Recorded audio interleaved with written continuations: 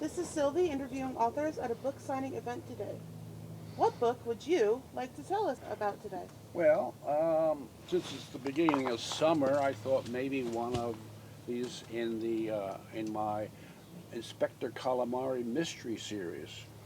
This particular one is a little different from the others in that the Inspector Calamari and his sidekick Sergeant Angel Treadwell are investigating a cold case, meaning the victim was killed 20 or 30 years prior to their investigation.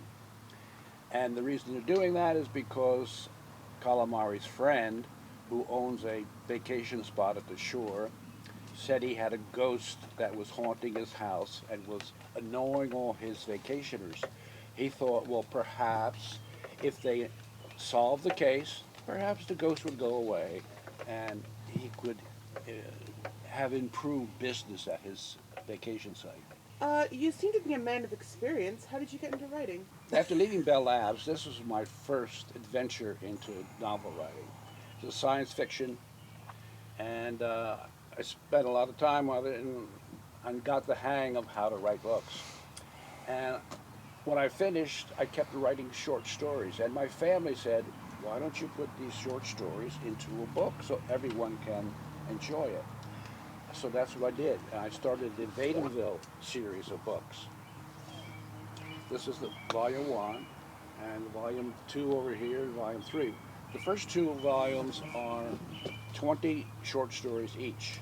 The third consists of 3 stories that are adaptations of 3 of my scripts. When I got through that, I branched out. That's when I started. Actually, there was a story or 2 in Vadimville that encouraged me to start this mystery series, and I started the Calamari series. But I also tried a few different things. I have a coming of age Western. I have over here Woman's Touch. That's a story about female twin assassins. That was good fun. And another thriller was Cain Abel. It's about mystery in the White House of the first unelected president. That brings me to one of my latest ones, History Boys. I thought this was in my daughter says, oh, you have these stories from when you were young, why don't you put them in a book? I thought, nobody's interested. Well, she pressed me and I put the stories in, and for some reason I thought, well, this is strange, it's very well received. It involves, it's 12 chapters, each a month of the year, and it tells people about what the teens did in the 1950s in the small town, Somerville, New Jersey. And it's based on actual events, many from myself or one of my brothers.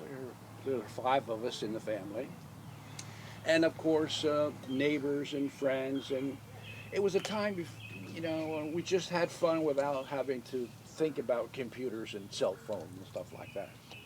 But I've been very blessed with a